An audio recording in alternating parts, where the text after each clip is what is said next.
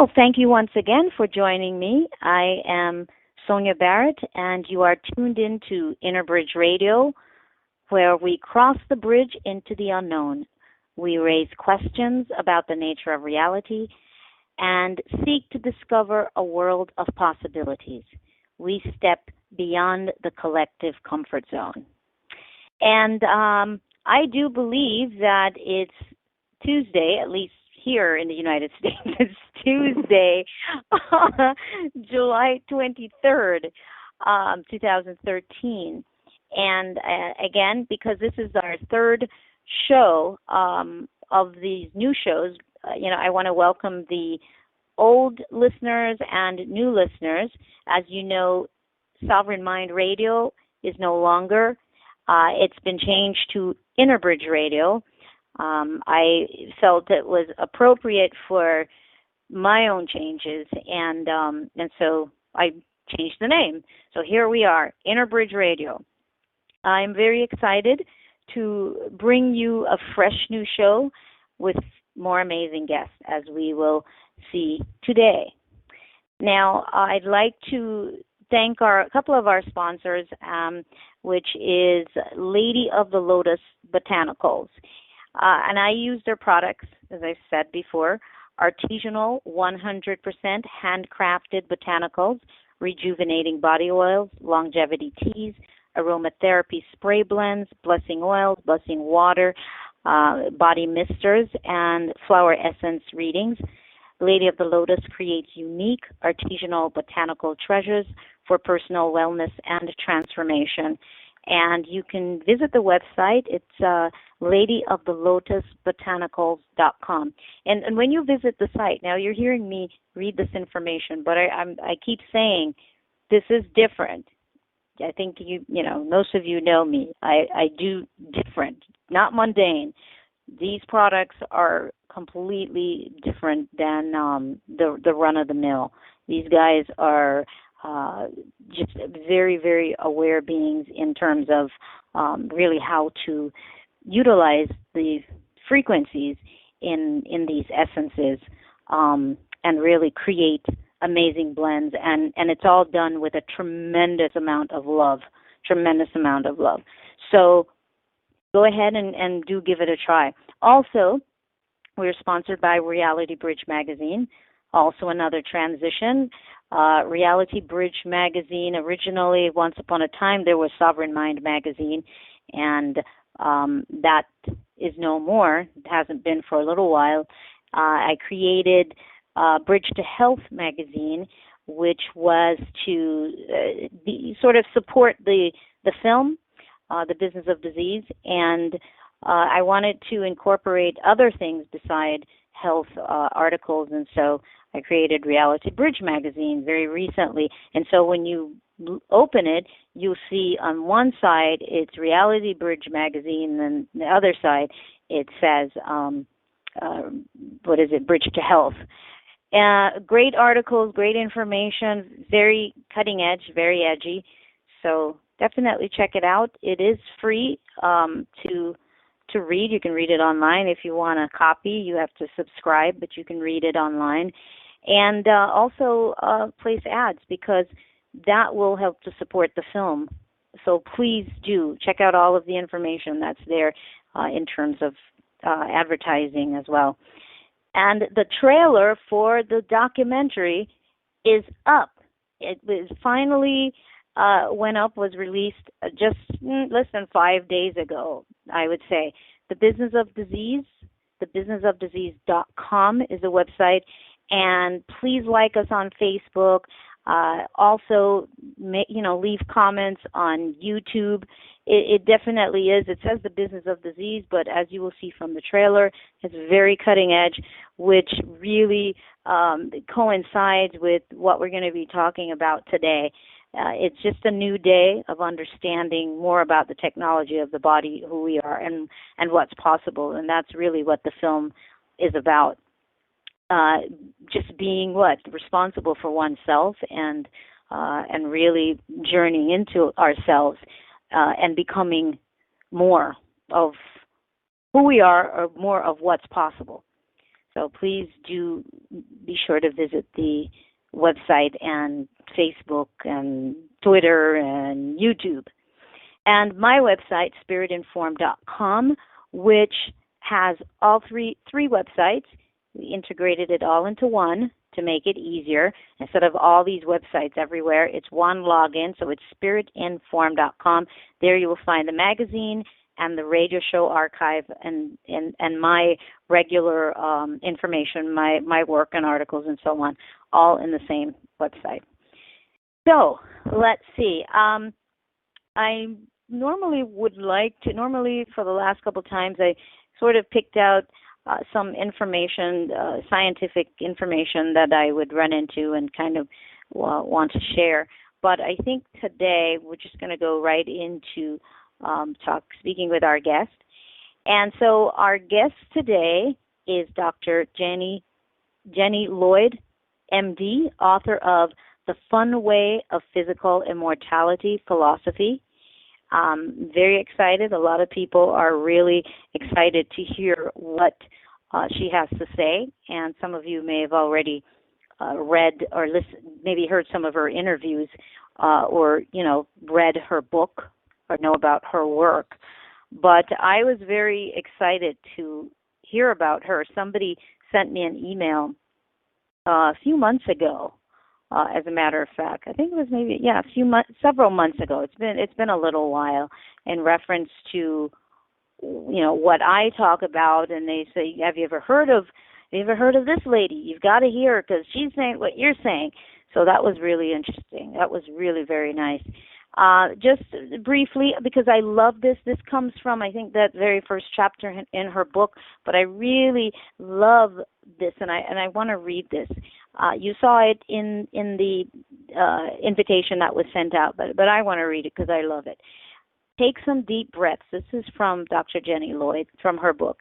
Take some deep breaths and transport yourself back to when you were a single cell.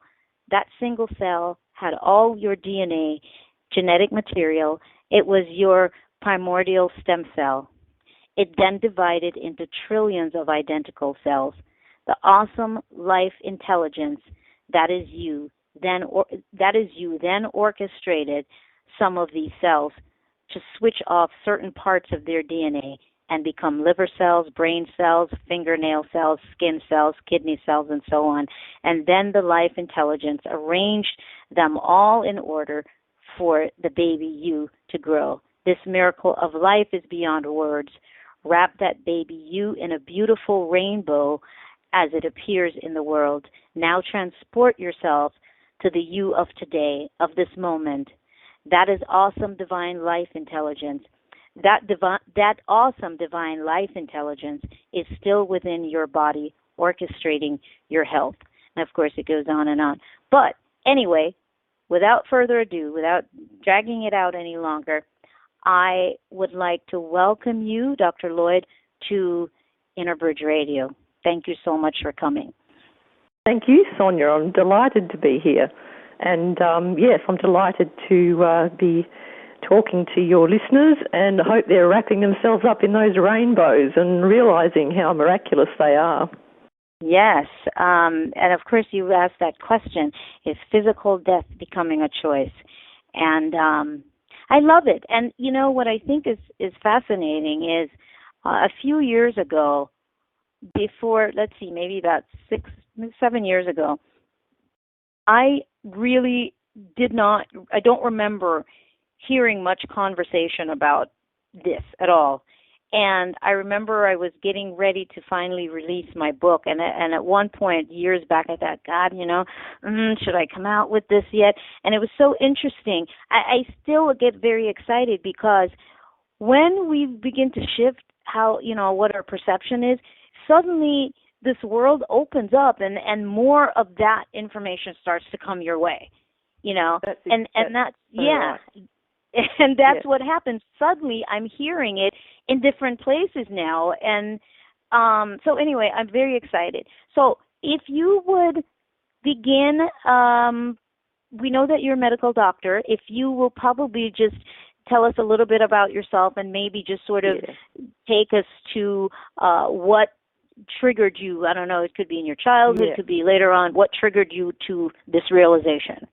Yeah. It started, I was a medical doctor. I started medical school in 1973. So the most awesome part of my training was actually those first 3 years of my degree where we looked at embryology, biochemistry, physiology, anatomy. So that really made me fall in love with the human body and how extraordinary and miraculous it is. And then, of course, we went into the disease paradigm, which is another story. And when I went into general practice, I focused a lot on the psyche and the emotions and how that impacted on health and wellness.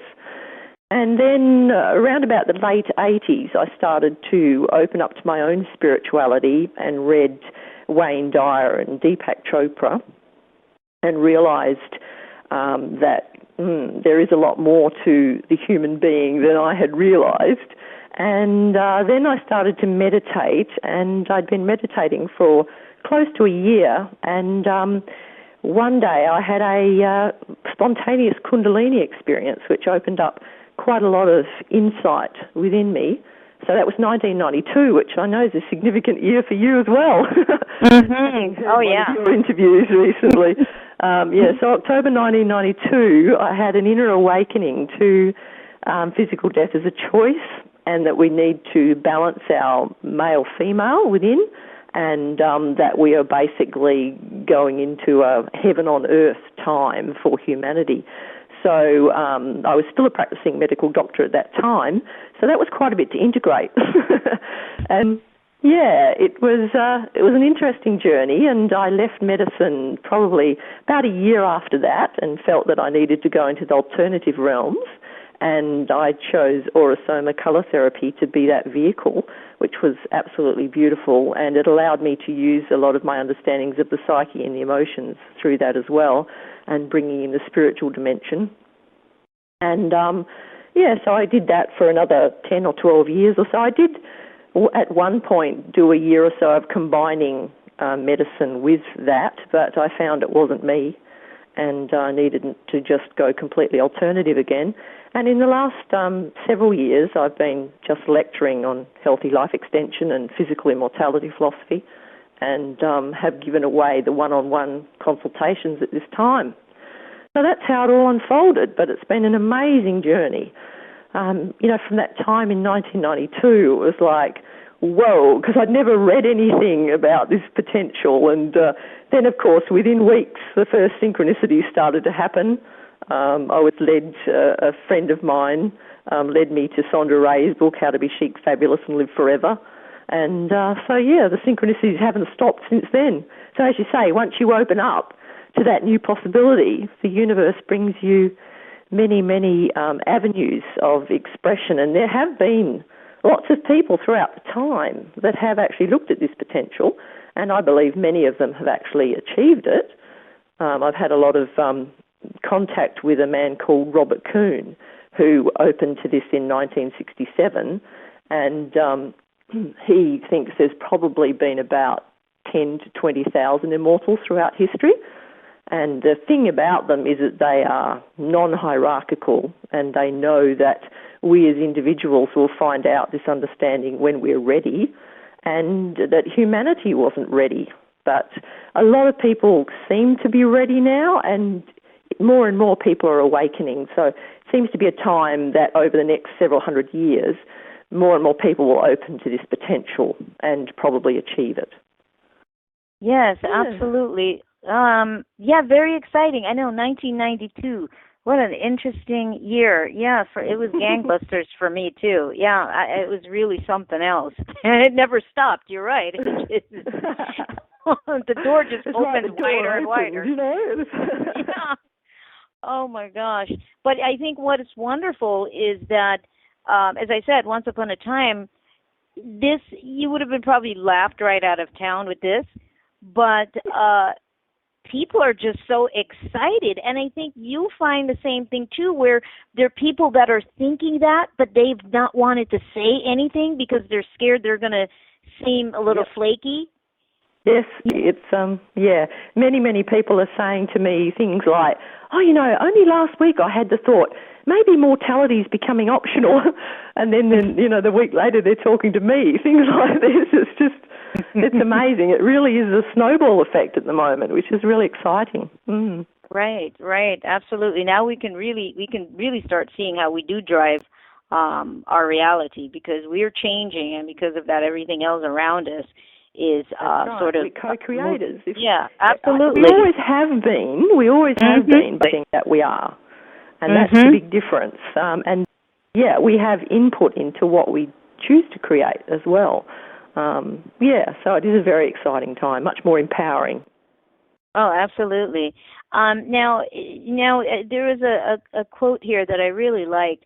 And what if you could access a heavenly state of being and multidimensional reality right here, right now? What if you didn't think you had a use date? What if you could reinvent yourself or reincarnate yourself into another life adventure without passing go and collecting 200 anyway? Yeah, gotta bring Monopoly into it. I love Monopoly. Yeah, and I think we look back on this and realise it's really quite simple. And, our kids in future generations are going to say, why did you people take so long to wake up to this? It's sort of like so obvious once the psyche and the emotion clears. It's taken me 20 years to sort of get to that obvious state, But I realise now that the physical body basically has that capacity when it arrives, It is an immortal creation. And it is living and dying in every moment. We're actually recycling cells in our body all the time. So it's really the program that we're running on that causes the cells to be replaced either perfectly or not perfectly. So it's a very deep programming that we're running, and I'm not saying it's really easy to decode that at the moment and release it. It takes time. But when we all move as humanity to that state where we know that we're immortal, deep down in our programming, then the body is just there to do it. It's a bit like, the computer with the internet connection. We could see that as just a typewriter, okay? But in fact, it's not just a typewriter. It has incredible connections all over the world and incredible ways to be used. So our body's like that. We're sort of pretty much using it like a typewriter, but it has incredible abilities that we haven't fully tapped into yet. Absolutely. And I think it's funny what you said, with the future generation, because I can hear them going, People used to die? What's that? Exactly. It's like the old, flat earth to round earth. You can sort of see what they saw. They saw it being flat. They didn't understand it had a bigger reality over the horizon. It's the same sort of thing. It's like we didn't realise how able our body is to not have to go through the big death. And the way I describe that too is like we become very friendly with the little deaths of change and flow.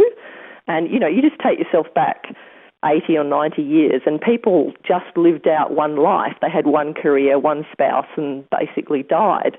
And people are not living that life anymore. They're having multiple careers. They're traveling all over the world. And so our whole reality is shifting. And in that, if we embrace that flow and change and have the concept that we can go on and on in a fit and healthy way, then that will be reflected in our physical body as well. So, the outer and the inner are always playing off each other, as you know, in the game.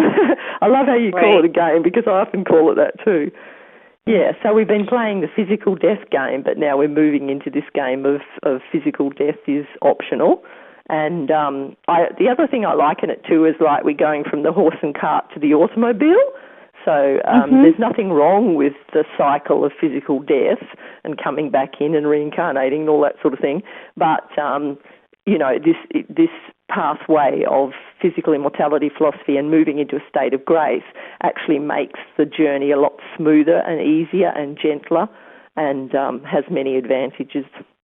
there was something that you said there in terms of, um, oh gosh, there was something you said in terms of not having to transition, and there was a thought that came.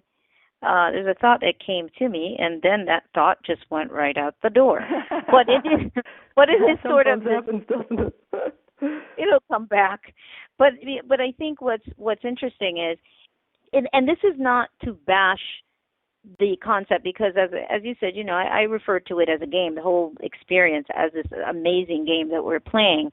Yes. But the fact that, we will realize that we do have this choice. We do have a choice, but it looks primitive. When you start to understand this more and to embrace that realization more, that there is no, that there really is no expiration date, besides the program and the perception that perceives reality, then it does look like a primitive experience.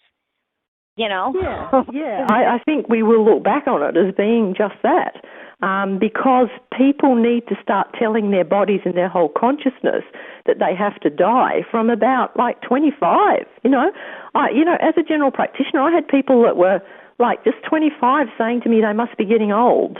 That program just keeps being reinforced, and they get to a point where they think, well, I can't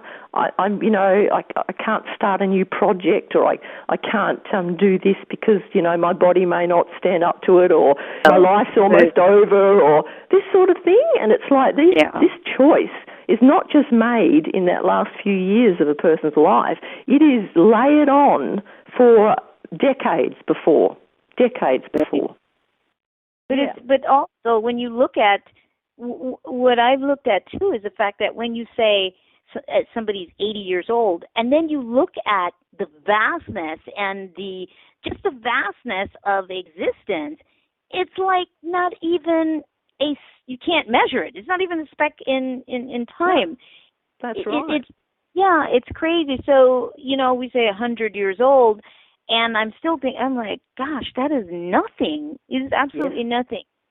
So we're learning to push the envelope, but with what you're doing is explaining, and I think the beauty is you're bringing in the scientific aspect of it too, because I think that's important. Otherwise, to simply just go, oh yeah, we can live forever, without some sort of understanding, which is what you bring. I love that element. And also, could you talk a little bit more? You mentioned it about the body's the fact that we're constantly renewing ourselves. Is this every year or something like that we're actually? 98% of the molecules in the body are exchanged in 1 year, and some parts in our skeleton take a little bit longer. But basically, we have a new model body just about every year. Right. It's like, how are you going to recreate that body? Are you going to hang on to old traumas and old bitternesses and things that actually cause distortions in the energy body and create disease in the long term, or are you going to release that? And there isn't anything wrong with disease either. That's the thing you finally come to, is that if somebody gets to the point of actually their energy body and their physical body coming into a disease state, then they need to be in a state of gratitude about that and realize that there's a gift buried in it. If they can actually work with it as a gift and work with things like praise, love and gratitude and go to energy healers and so on, they can actually uncover something that they have disconnected from in their own being that they really actually want to live out.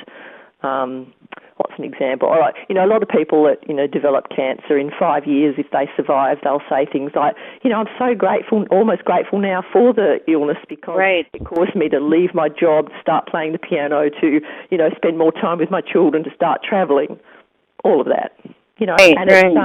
If they can see it as a gift right from the word go, it actually facilitates that flow much more easily, because some people don't make it to the 5 years and they get caught in the negativity of the whole thing. So it's there's no right or wrong on this pathway, which I absolutely love. Oh, I love that. Duality. Beyond polarized consciousness and psychology, and there's no there's no right or wrong, just there's choice. really no mistakes. No, there isn't. And, we all have our blind spots, and at times we'll create an imbalance because we're still blinded to whatever that is that we need to understand. And it takes the imbalance to force us out of denial so we can see what it is that we're denying in ourselves. Yes, it is a path of courage and 100% self-responsibility for what you co-create. So yes, it's at this time it's a courageous path. Oh, absolutely, absolutely. You're coming up against a lot of programs, so which is we've talked about a lot of this in the workshops that I do. It's a real disclosure of who you are and what you're made up of, especially in your subconscious program. That's right. And really, as you go along, you realize that physical death is inevitable as a foundation stone of what our society is built around.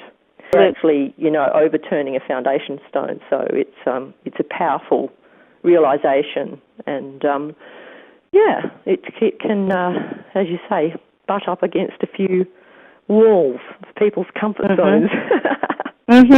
Absolutely.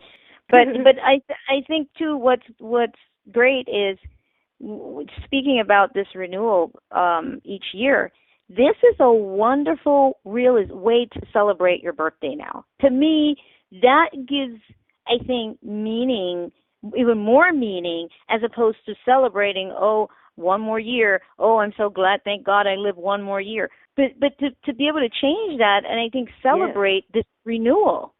Celebrate the ongoing birth. Yeah, absolutely, I think. And, gratitude for birth is a major thing that the immortals throughout time are renowned for doing, apparently, according to Robert Kuhn's literature. So celebration of birth. And we are actually birthing ourselves in every moment. Because we're always embracing new concepts and new ways of being and learning things. And so we're rebirthing all the time, just without realizing it. You see, that's the thing. The thing I love about the physical immortality philosophy concept is that it isn't about tomorrow. It's like, yes, tomorrow is exciting and we'll embrace it as it comes, but it's very much about the now moment. It's about being grateful for the now, This is so funny.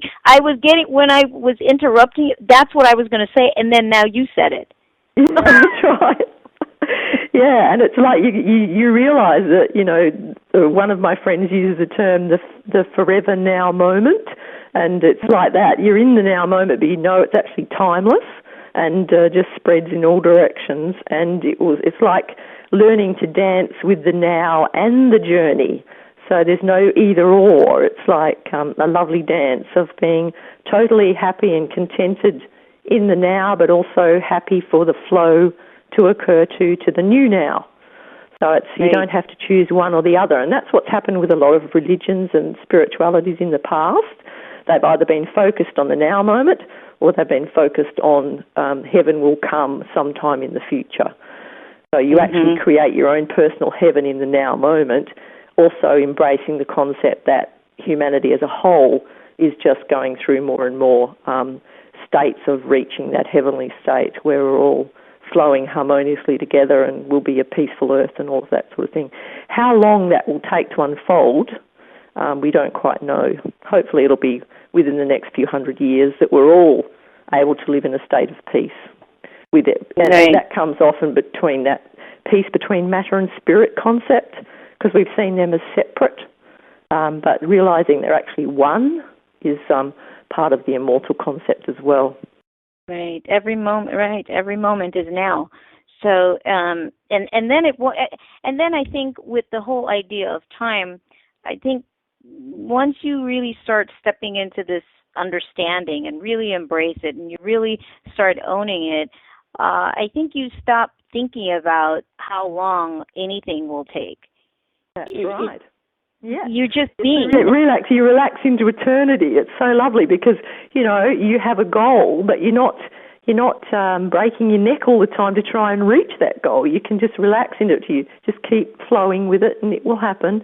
And, you don't have so much energy of time, that compression of time that that happens in the mortal pathway, that you think you're always running out of time and you have to get things done, and it just gives that lovely feeling of it's unfolding, and there will be a destination. However, it's joyful and playful and easy to actually reach that destination. You can dance as you... I love that. I think it's Wayne Dyer that talks about, you don't go onto the dance floor to see how quickly you can dance to the other side. It's about it's about the actual dance of the journey. So, yeah. Right.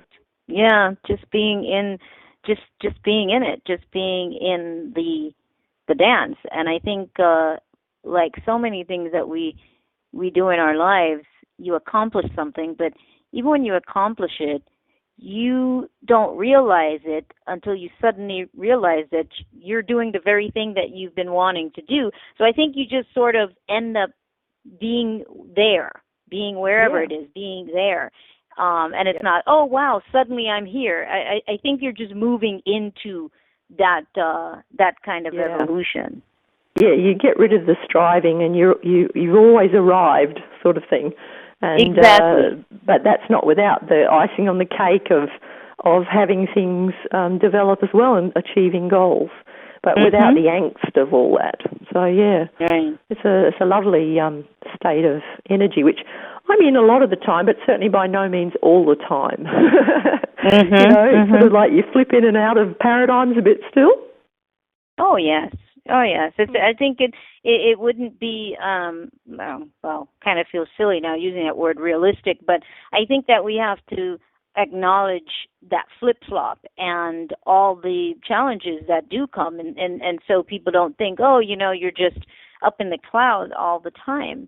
That's right. Because you've got to ground it, and that's the thing with physical immortality philosophy too, because it has been linked up with people like Jesus and so on. It can get people a bit ungrounded and pedestalized, and focusing too much on the miracles, which, when you realize that there's miracles in every moment and our body is miraculous and everything around us is a miracle, the difference is the new miracles that come along, which we don't know yet. Don't get caught up in those invisible miracles. Acknowledge the ones that are already here and just embrace the new ones as they come along. So we will be able to perform extraordinary things, I think, in another 200 years, whether that comes through more machines or through inner technology. Like the ESP, I don't know for you, but for me, it seems to be getting stronger all the time. So, that sort of thing will probably increase. But then we have the wonderful tools on the outside as well, with the computers and the iPhones, and it's just incredible. Technology, right. Inner technology and outer technology. Yeah. They're always going to, yin and yang off each other. And that's exciting. Some people want to be totally inner technology or totally outer technology, but I think, it's the two are working together, and just recognize that. Yeah, it's about the balance. It's absolutely. And I think that's part of what I think has been a challenge, is because we tend to want either this thing or that thing. We don't know about the middle ground, which is just being here. I think that's the challenge, is just being. Even, looking at immortality, I think that, again, the whole idea is really understanding about just being. I think when you really are able to get into that just being, then time exists, yes, for you, but at the same time, it doesn't exist in that whole other concept of measuring, your life and how long you're going to be here. You're just here. You're always here. Right. And you get very comfortable with the paradox that you are actually in linear time, but you're also in timelessness at the same time. Yeah. So there's lots of time going on there, but you know what I mean. It's like, it's not, your brain gets very comfortable with just being happy with that. You don't have to have one or the other anymore. You can be comfortable with both. And that's really, really nice state of being. The other thing I like to emphasize about this pathway is it's a very open heart pathway as well. There's been a big increase in the divine feminine energy over the last, 60 to 70 years. And with that comes the more open heart to be with our feelings, to be able to flow. And I think the heart gives us more of that middle ground. It takes us out of judgment, puts us into compassion. So I think that's a very big component of this unfolding as well, that we are actually opening our hearts to each other and ourselves much more. Yeah, because the other thing that comes in with physical immortality, the love of the body, majority of people on the death path don't love their bodies at all. They have, real, almost like a hate relationship with their body, think it's imperfect in many ways and so on. So we open up to unconditional love of self and body, and that helps this whole embracement of this concept. Right, and you did it again, actually. Well, I just thought, okay, be quiet, because I was getting ready to ask you about that, because I had a quote here from you, and it is about living from an open, loving heart, being focused in the now, creating much joy, abundance, and freedom. And then you started talking about it right when I was going to say, let's talk about living an open heart. But I think that that's cool. You talk about it. I know, I love it. You talk about it even more deeply in your book, and this has hit me, I think, even more in the last 2 weeks, because you know how that is. No matter how much you think you know, then you get this whole other level that is like you didn't even know anything before. So this piece where you're talking about letting go of things and that open heart just has a whole new meaning. And I was looking at that whole idea of how you might feel about this person or that person, and all of our hang-ups, and how what impact that really does have on us. But we don't realize that, because it'll seem like a little tiny thing to you, but actually it's very consuming in your heart sometimes, and in your mind. So you want to talk about that a little bit more, as to the impact that it truly does have. Yeah, that's right. And it's going right deeply into your core of your heart, and realizing that at that very deep core level, we're all one, and we're all unconditionally loving of each other. So when you can really feel that energy in your heart and breathe into it, and then bring yourself back out into the world, you realize that, we're all playing roles, and any little ego aggravations that we have are all related to the role. So you just constantly bring yourself back into that center point. And the other technique that I really like to use is gratitude, and to actually be able to put anybody that might be causing some irritation to you in a bubble of gratitude. So you actually, breathe into your heart and go through a whole lot of gratitudes that it's easy to be grateful for, like the beautiful sky or the air you breathe or things like that, and spend time doing that for about 30 seconds or so. And then bring into that space the person that might be causing some irritation, and be grateful for them.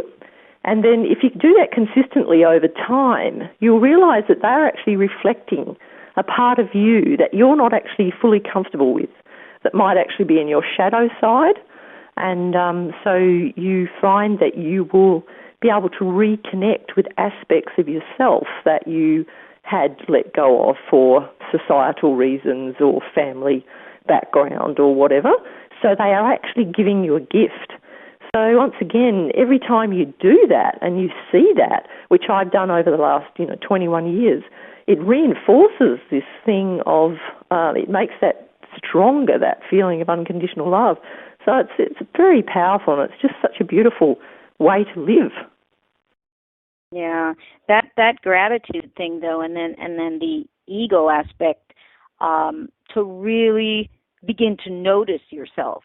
Notice what you're thinking. Notice just just all of these things that normally you don't pay attention to. I think because we're so used to maybe operating that way.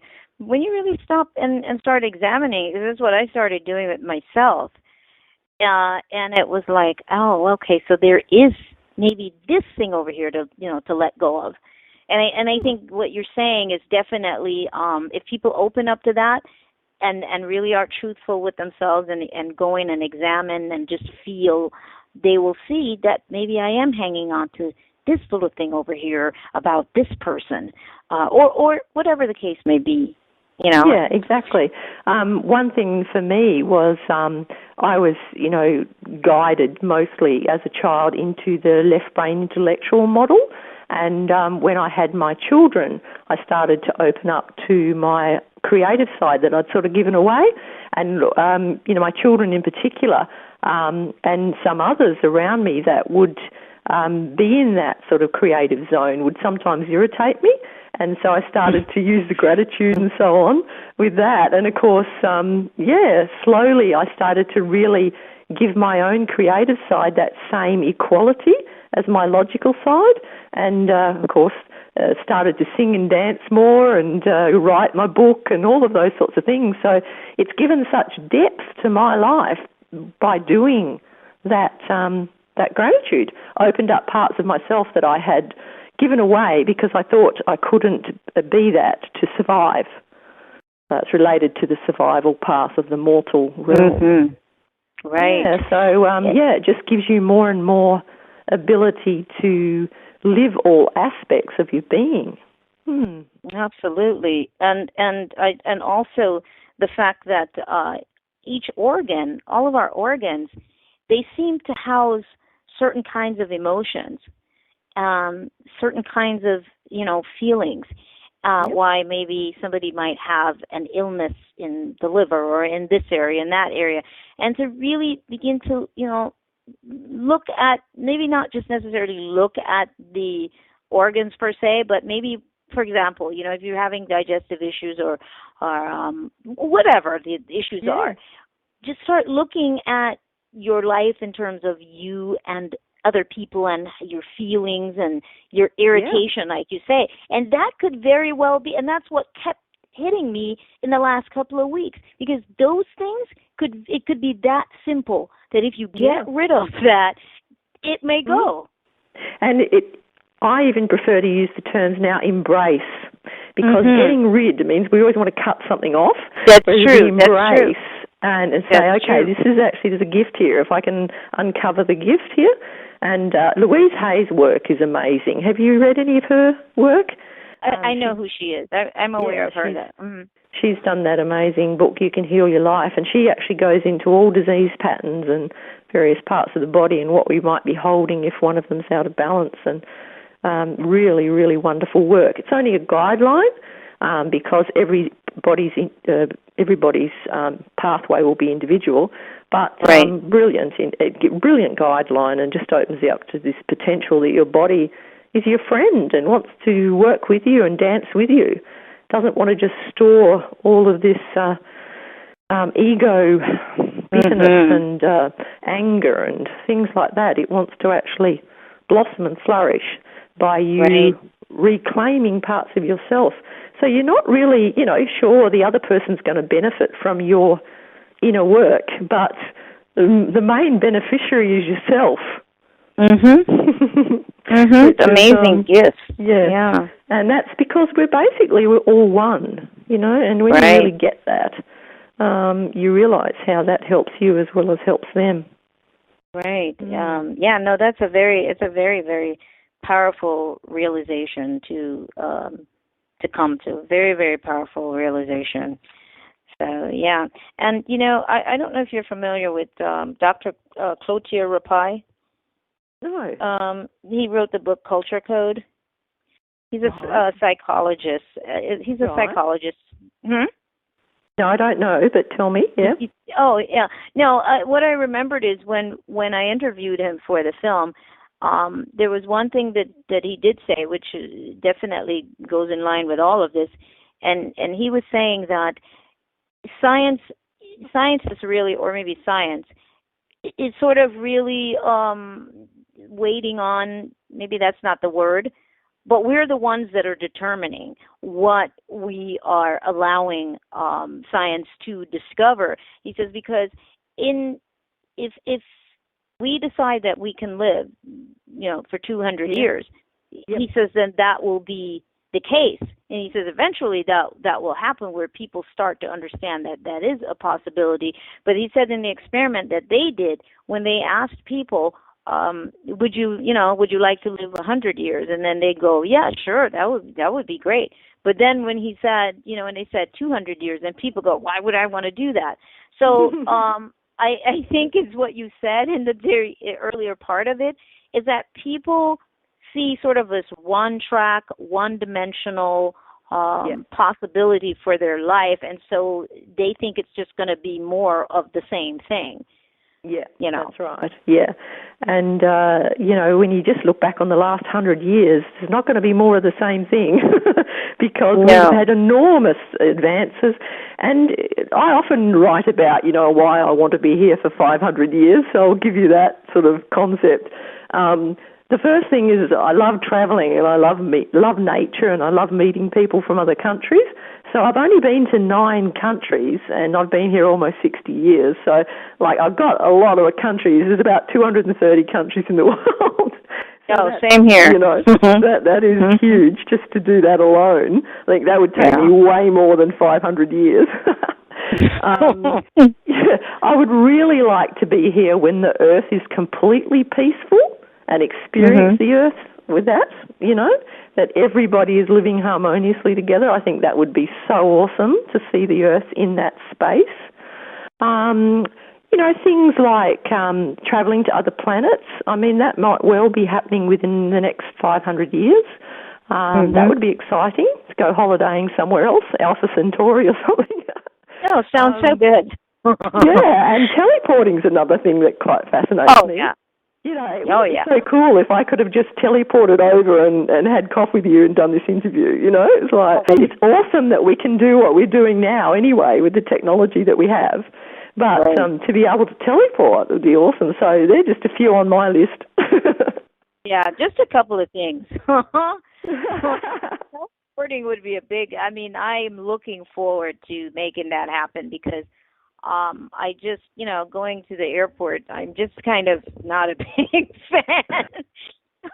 Well, you need to live in Perth, Western Australia, because anywhere internationally just about takes us, 15 hours.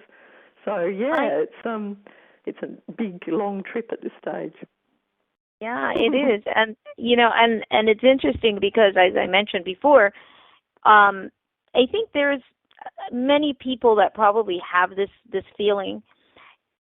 When I get on a plane, there is something about it that has always had this very primitive feeling to me.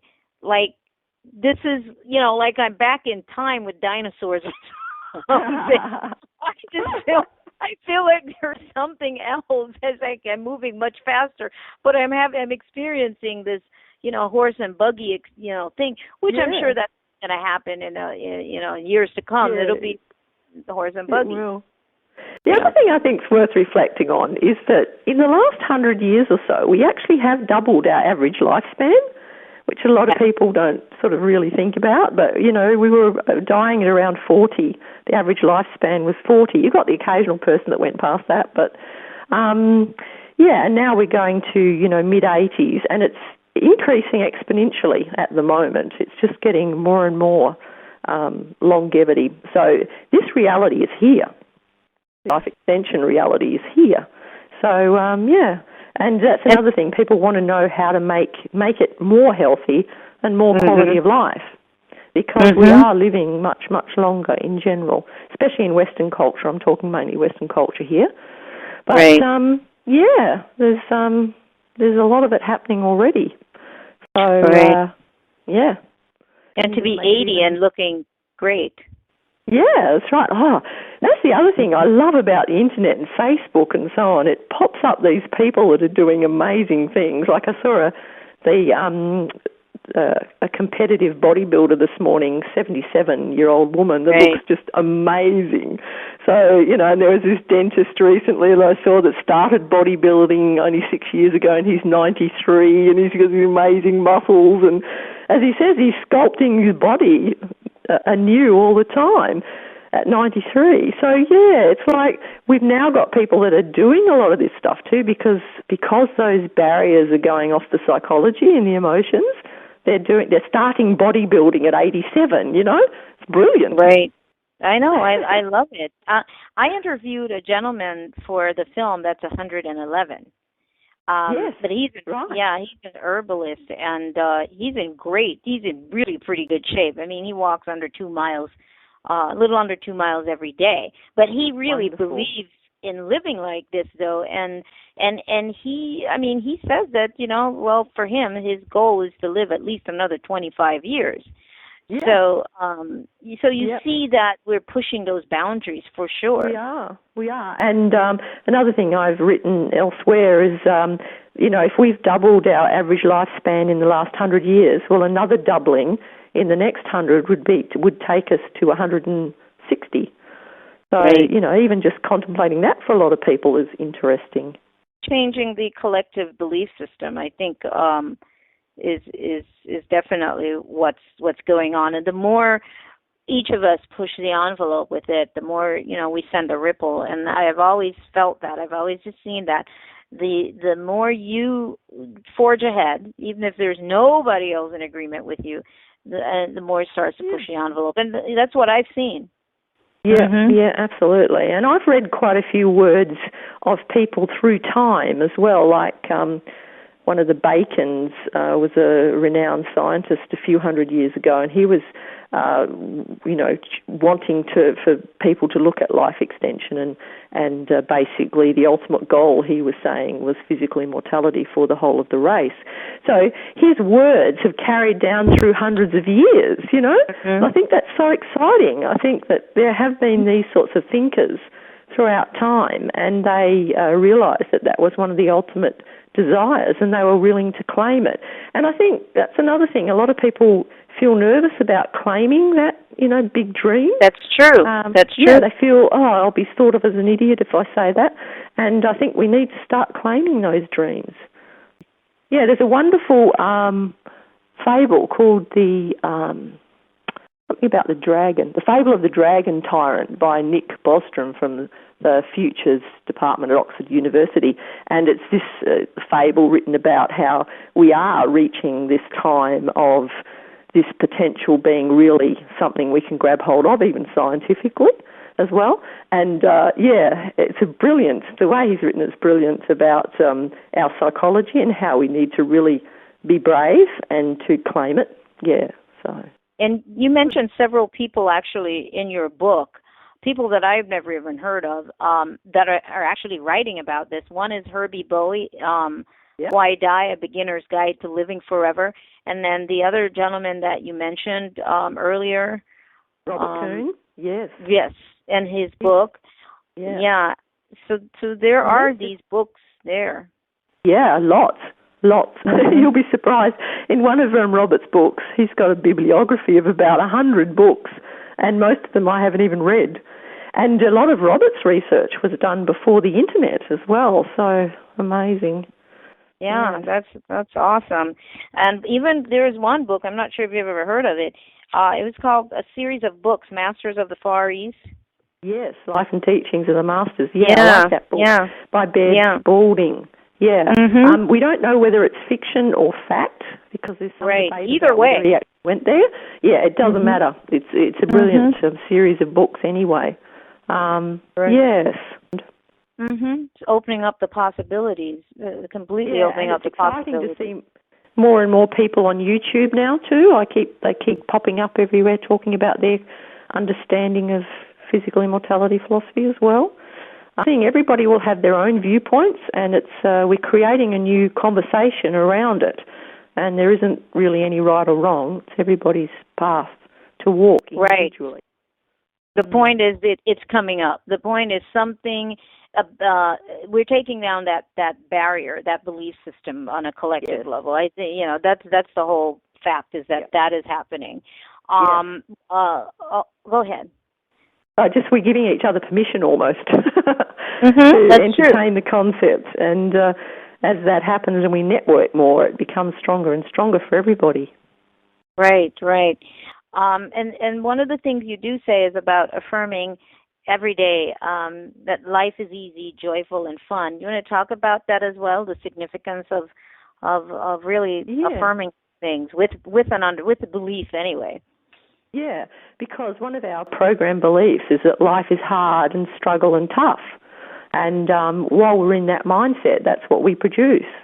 So the more that we affirm that things can flow easily and be easy, then the more that we'll see that in our lives and the synchronicities will flow. Once again, we flop in and out a little bit. But, we're going to see that more and more too, that things just happen at your fingertips without you even having to ask. Like you said, you were going to ask me about the unconditional love and then I start talking about it. It's almost like that. You'll see more and more of that in your life if you're on following your own deepest dreams within you, and it's life affirming for everybody, then you'll find that the universe will support that more and more easily and bring you the synchronicities of how that will unfold. Because oftentimes we just have an idea and we think, well, I'm not sure how that's going to unfold or how that's going to happen. You just sort of hand it over and keep affirming it, and you'll see the mechanism will come to light of how you can do it. So, it's like moving out of that life tough, life struggle, hard, difficult, all of that into the other way. Right. It is a game. It is, you decide that you're shifting out of the survival game. And, and I've often said, it's, people say, well, I want to escape this. And like you said earlier, and it's not about escaping it, but I think it's just recognizing that was an experience. But now we're shifting into a new experience. That's right. And there's nothing right or wrong about it. It's just absolutely another possibility. Yeah. And certainly does seem to be more comfortable to live from my experience. Now, your website and the book, because the book is also available as an ebook. If anybody wants to tonight, just try to go get the book, and they really want to read it right now. How can they do that? Yeah, it's available at lulu.com, The Fun Way of Physical Immortality Philosophy, as both an ebook and a printed book. So if they just go to lulu.com or just, Google the name of it, they'll find it. And I think the best way for my website too, because, it's actually a blog. I've got 2 blogs and very long names. So I think the best way to find them is just to Google Janni Lloyd and physical immortality, and a whole range of things, articles come up, and my YouTube clips and things like that. So that's probably the best way. Okay. Now, have you been doing much in terms of conferences or workshops or events? Or a little bit here and a little bit there. I did a seminar in Perth early March, and I did the Breathe Australia conference at the end of last year in Sydney. Nothing on the horizon at this stage. I've just come back from a wonderful holiday in Canada, which was incredible. Sounds good. I do a lot of work on the Facebook, on the internet. I have 2 public pages there. I love networking people in that forum. And, I love the networking thing. It's brilliant. Opening people. I do a lot of awareness raising in groups and so on. So that's sort of my main focus at the moment. But I'm always open to, other seminars elsewhere, and people just pop up like you did, asking me for an interview and things like that, asking me to go speak at places. So I learnt to relax into that a bit more too. I think it's just all going to happen. People are ready. When they're ready, they'll find my work, and that takes the That's pressure a wonderful way. Oh my gosh, that is such a great way. There's a lot of things I'm learning and I'm doing now, and that's one of the really big things is only doing things that I'm really enjoying and I'm passionate about, and taking the pressure off and just enjoy. That's fine. It's fun. Yep. But also in terms of the medical profession, how are they viewing much of this? Do you know? Those you probably come in contact with, obviously you don't know everybody that's a medical doctor, but how is that community embracing it? Are there parts of that community where there's some that might, that you've met that are looking in that direction? Or? I only see individual doctors occasionally, and the ones I see are understanding what I'm saying, and there are, there are some sort of interesting people like Aubrey de Grey and other doctors that are starting to look into this from the medical science perspective. But the spiritual approach still stretches them a bit. The psychologists, I seem to be connecting a lot with psychologists now too, which is interesting because they're starting to twig in to this moving beyond the polarized consciousness and psychology. But yeah, bit by bit, it takes courage, to move out of the paradigm, they will over time. They'll get it, but it's probably just the pioneers at this stage that are awakening. Well, like you said, there's no right or wrong, so people are going to be where they need to be in their awareness and their understanding. Exactly right. Yeah. Well, it certainly has been a pleasure. Thank you for being so persistent in breaking through to get through on the call. I really appreciate it. Yeah, I was excited to finally get through. It was great. And so great to talk to you, Sonia. And I've looked at a few of your YouTube clips, and I love how you present what you're saying as well. It's just great. Oh, thank you. Well, I thank you. It's the middle of the day for you there, and that's right.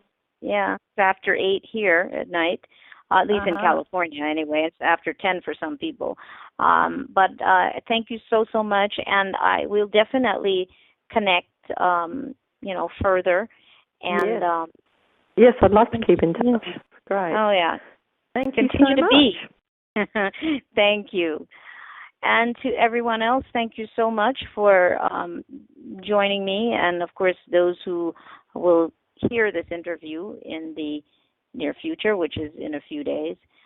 Thank you, and please be sure to get a copy of her book. It's really very enlightening, very stimulating, and it basically just supports that awareness. It just really assists in supporting that possibility and really helping you to cement that realization. Have a wonderful rest of the night, evening, week, life, all of that. Thank you so much for joining me.